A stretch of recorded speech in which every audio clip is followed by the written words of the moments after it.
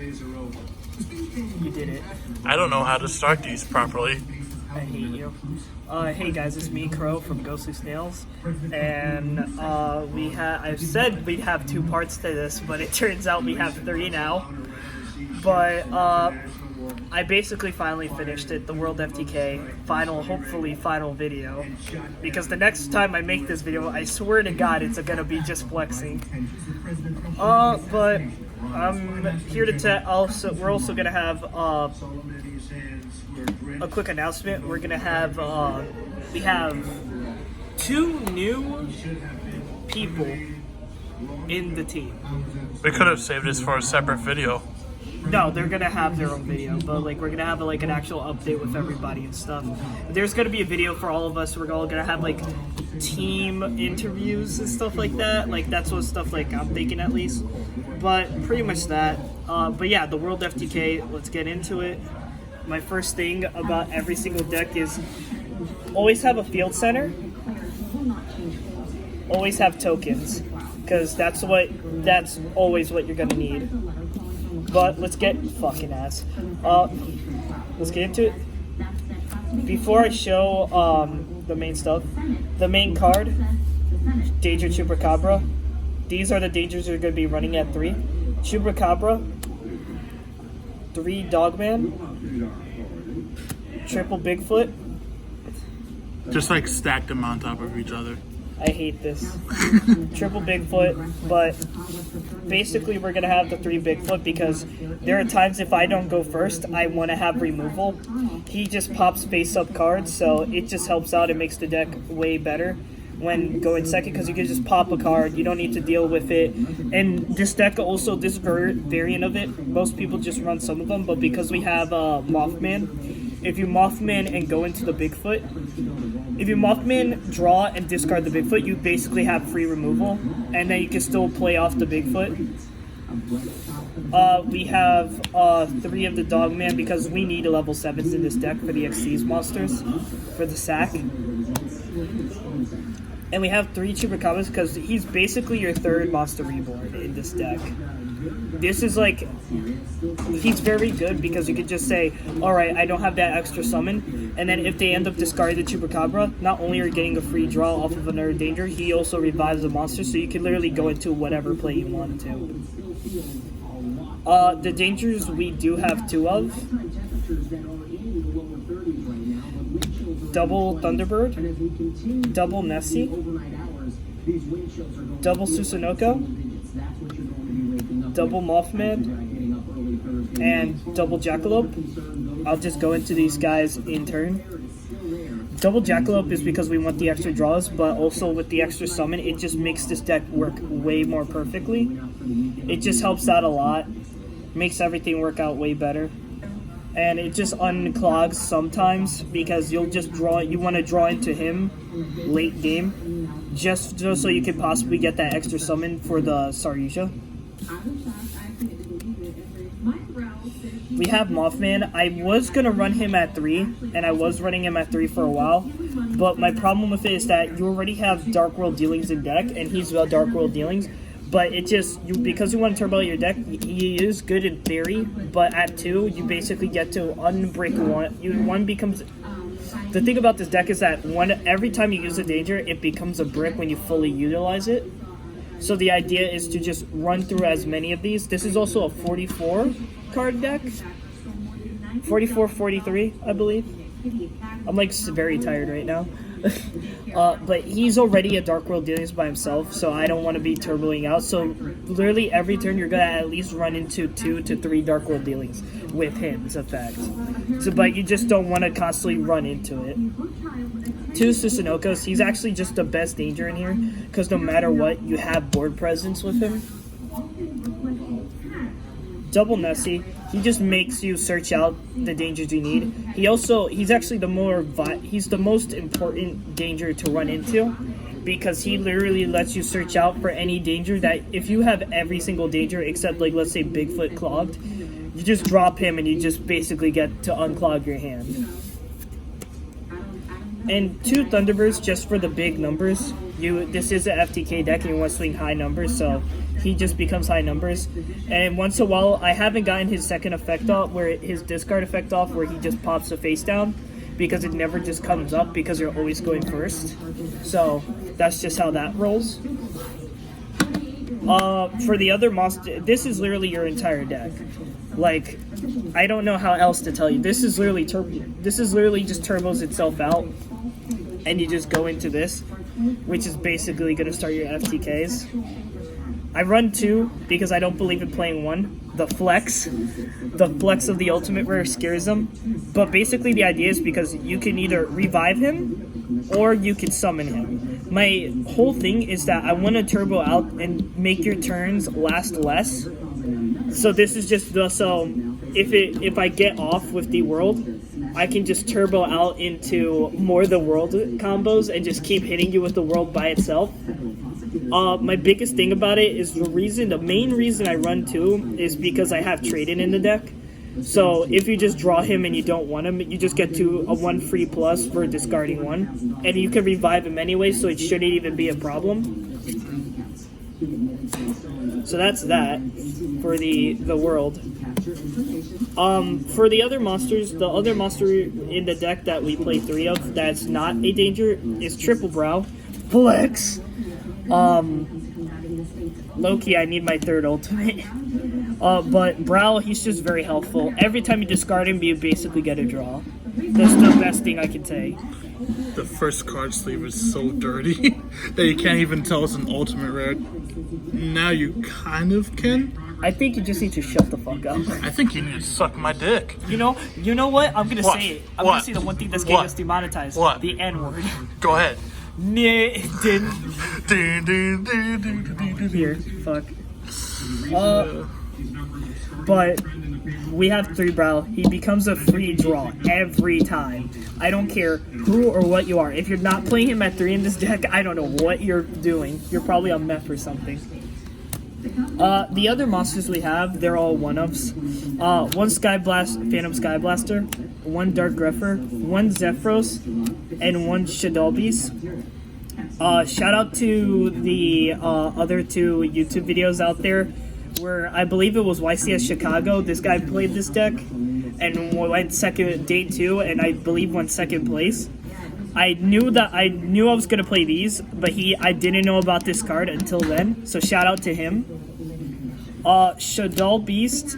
It's just a free draw. It's just another free draw. It's basically another Brow if he gets discarded by any effect in the deck. You cannot drop him. Yeah, so You trade cannot- in. You can't. No, you can trade in him. Can You you? can't trade in him, but you can definitely. As long as he's discarded by an effect, Yeah. he's a free +1. So he's basically a Brow, but you cannot just drop him to the grave randomly. Like, you actually have to, it absolutely have to be by an effect. But that's no problem because most of this is an effect that goes to the graveyard. My Zephyros, because literally there are times where I'll be in the deck and I'll just need to actually have more hand in the deck for it, or because I'll be at my last danger, and if I have one on the field, you use his effect and you basically unclog your hand and you have the possibility to keep going off. This card to me right now is a sleeper. Literally, I don't believe I saw any of them playing this, but he's actually very good, because not only is he a free summon, if you just discard a random level 8 or higher, level 5 or higher, so you can literally have Shadow Beast in hand, discard it for the Grepher, get the draw for the Grepher, because that's his effect, and then literally summon him, go into another effect, the discarding another Brow, discard instead of Dark Monster from deck to graveyard. So I've literally had a game where I went discard, summon, draw, effect, discarding a Brow, and then just dropping the Zephyros, and I've set up my entire board. It's actually pretty fucking broken in this deck. And then we have Phantom Sky Blaster. Literally just every time you summon him, it's instant Saryuja. You can't, I don't know what else to tell you. It's very good. Because you'll just say, alright, cool, summon Danger, summon Phantom Sky Blaster. Because I have 2 monsters on field, I get to summon 2 tokens. So you already have your 4 of monsters. So it's literally the ultimate flex. That's all my monsters. Literally just the danger engine and then just a few extras. Not that hard to figure that one out.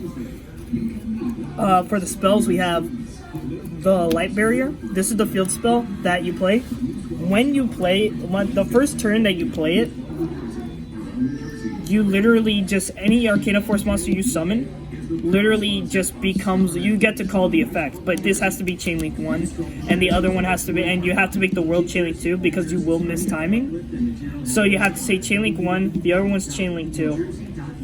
And then literally it becomes heads, and then you don't have to worry about it. So literally you're just free skipping their turn without having to flip a coin. And if you don't go into this, it won't matter, just for the simple fact that you can just say, that you can just spam out the world with this version. The next card we're playing is Triple Allure of Darkness. Literally my favorite card in this deck. There will be times where it just takes out like dead dangers in your hand. If you're turboing out more, it takes out the dead dangers. It takes out all the dead cards in your hand. There are times where Greffer doesn't work, so you'll just drop him for the allures. It just saves you a bunch of time and saves your life sometimes. Another card. The only other spell I play at 3, past the fact that I drop one card in my lap, Triple Dark World Dealings. Literally the best card to turbo everything out. There are times where you just want to take out certain cards from your hand. You just go Dark World Dealings, Brow, and you just refresh your hand a bit. And it doesn't matter, but it's just very good. It's like actually a savior sometimes. For the 2-ofs we have double flex, double the beginning of the end. If you can see it, you're lucky. You're worthy if you can see it. Double beginning of the end. Well, I don't run the third one because it becomes a brick. It'll just become literally... There are times where you just draw into it and it just doesn't work. And you want to draw into it late game, so you just have 2. And it's 3 cards. Like, how can you deny 3 cards? 3 free cards, by the way. Because you don't care about your graveyard. 2 trade-ins. The main reason I played 2 of the world. Extra, you have already... You have 7 level 8s in this deck, so there's no reason you shouldn't be playing this. It just uncuts every single level 8 dead level 8 in your hand. And it just makes everything easier for you. So I don't know why you're not gonna play it. The 1-ofs for the draws, we have 1 card destruction and 1 Upstart Goblin. I don't like Upstart Goblin, but I'm getting over it just for the simple fact that it's just, you're gonna OTK, FTK them anyway, and you're skipping their turn. So you're gonna kill them no matter what. Card destruction, because it's card destruction, it honestly should be taken off the ban list because that's that broken.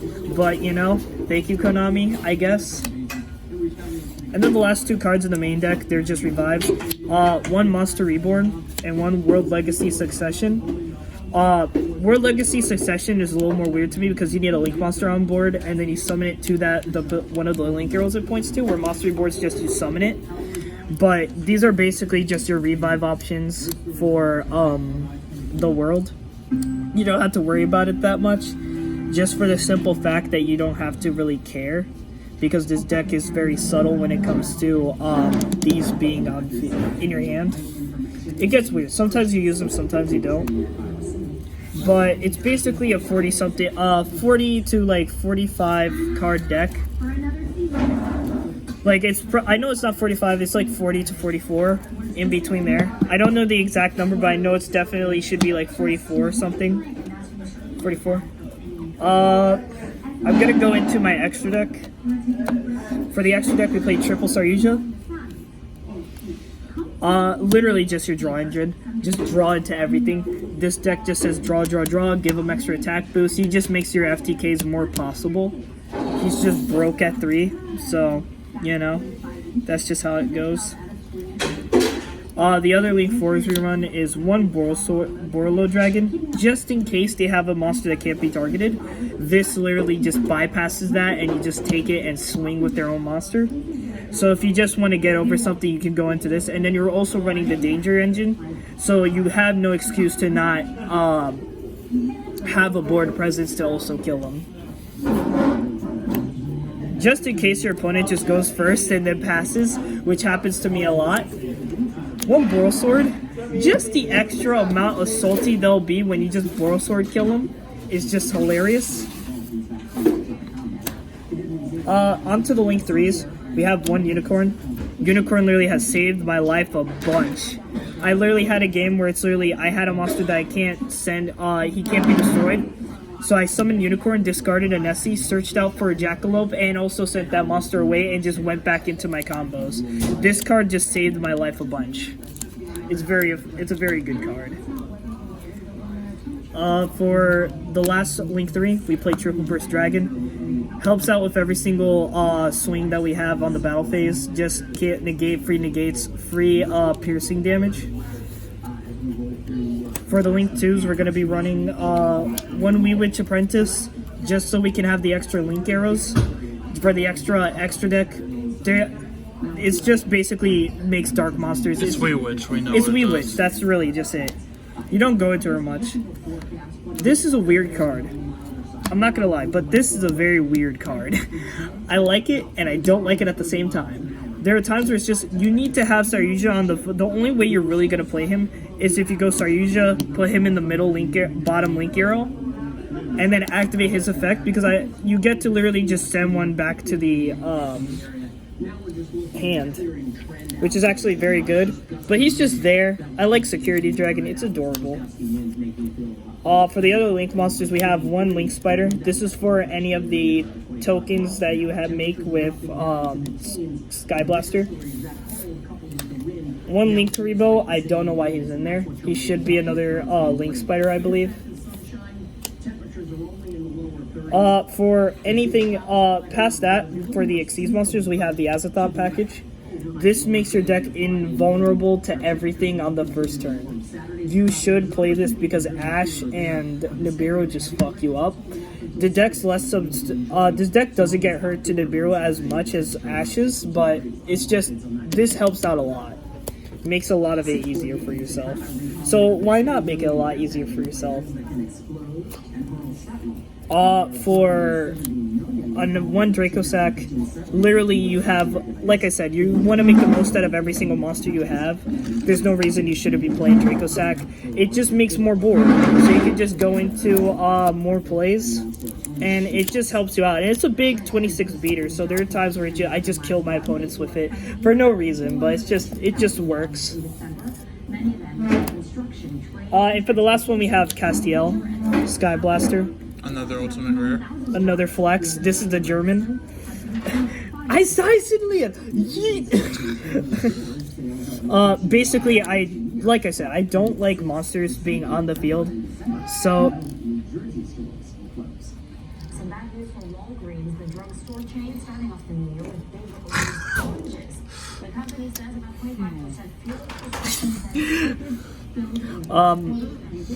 Basically what this is, it's just, I'm tired of, this is just in case, but your opponent always has to say, what the fuck are you doing? Ow, what the fuck, bro? You don't touch my box, I touch it. Yeah, I did that. That actually almost dropped.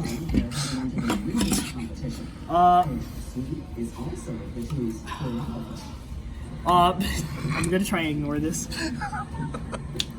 Basically, Castiel, he's great at spot removal, and I think that's very important with this deck, versus just straight up saying, alright, cool, go for the FTK, because you are gonna deal with a lot of people just saying, I know what you're playing, so I'm gonna make you go second. I'm gonna put an invulnerable board, and then you can look at them and say, great, put it all back in your hand. I believe Castiel says deck, actually, but I'm too tired to look it up. Yeah, he's in deck. This is my side deck. You don't need a side deck in this. You honestly don't. It's a FTK. It's either you win or you don't. For the first, but just because we can. 3 Droll and Lockbird. This is just for the mirror match in case your opponent thinks they're funny. You just Drool and Lockbird them and they can't do nothing. Low key, I honestly still think Drool and Lockbird is good against Orcus. Like, if you just activate it, that means they can't search out for the Crescendo, which is their everything negate. So it just works out better. We're also running triple Dimension Shifter. This is for the Thunder Dragon matchups. You just force proc all their dragons, and to be honest, it makes them waste all their deck if they go first. So and because you're forcing them to go first, you make them waste all their deck, which is just amazing. So that's just that, and they lose a lot. Even with the Thunder Dragon Fusion, they only get back 3 cards, so they're not getting much back. For another triple, we have Lancia. Just because Orcus, I just hate that matchup a lot. Orcus just ruins my life a lot, so I just think, Lance is the best way to go right now. We have 2 effect failures. Not once per turn, but it's It is once per turn. No, it's once per monster. Once per turn, bro. It says on the card. That's it. Yeah, during your opponent's main phase, you can send 1 card for your opponent's hand to the graveyard. Target 1 effect monster controls face up your monster controls. It has the effects negated until the end of this turn. It's not once per turn. Right. It's per monster, which is actually don't tell me that I can't read. I know the English. I can read the English. But we have 2 effect failures. I never will use these, I'm pretty sure. But just in case, it just works out. It's just that extra thing. 1 Denko. Cheese. Just in case. Oh yeah, by the way, Ultrageist dies to this. Because none of them can beat over 17. That is Sky Striker too. They just hard lose to that card. Cheese card. Just everybody play this. Cheese. Free. You get to look at your opponent, play this in time, and just win. I don't care who you are or where you are. You play this in time and you win. You cheese it and you enjoy your wins like a man. And just in case you try to cheese me like that, we play 2 of these in the side deck. I'm not worried about hand traps. It's just in case if I know I'm not going to draw into them. You just run 2. You take out the, I believe you take out the... I'm like so tired right now, it's not even funny. You will take out the Upstart Goblin and the Dark World Dealings. There we go. You'll take those out and you'll add these. So in case of your opponent, if you don't go into Azathoth and you have these in hand and they try to not Nibiru you but Ash you just stop any hand trap they have with these. So it's just good against Ghost Sisters, especially now with the format changing. It's just always safe to assume people are playing Ghost Sisters. It's just always a safe bet. So that's that. That's the last actual official deck profile of this. I might do another more funny, a faster one to go through, where I just don't go into stuff. I might also do a combo video to show you guys just small little interactions, but just in case I'll show you guys one now. You want to start your hand out with I'm gonna just say this one more time, 1 Brow, Phantom Skyblaster, and Dark Gruffer. This is literally all you need to make your better hand. You would, let's just say you had anything else in hand, you just discard your danger. You would summon the Dark Gruffer, activate the Dark Gruffer, discard the Brow. The Dark Gruffer will become Chilling 1, Chilling 2. So because of the Brow, you draw first, then the Gruffer will drop the... Actually, no, I'm stupid. He resolves, drops the Zephyros, then you draw off of him, then you can summon Phantom Skyblaster, and you literally have a free Saryuja, and you have extra hand to compensate for it. Literally just stupidity. Another thing you could also do, these are just small little interactions. I'm really tired, so half of this stuff could be a lie coming out of my mouth because I don't want anyone to play this deck better than me. Shut that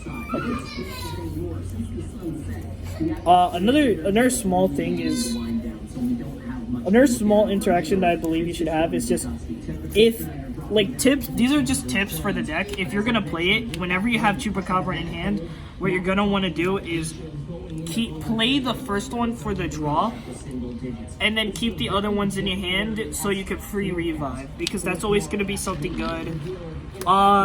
This variant you can loop them multiple times, so just focus on the loop, don't focus on board presence on the first turn, then loop them again when you go into Arcana Force the World, because it just makes a lot of the deck harder to beat over, just for the simple fact that your board presence doesn't mean anything because you cycle through everything so much.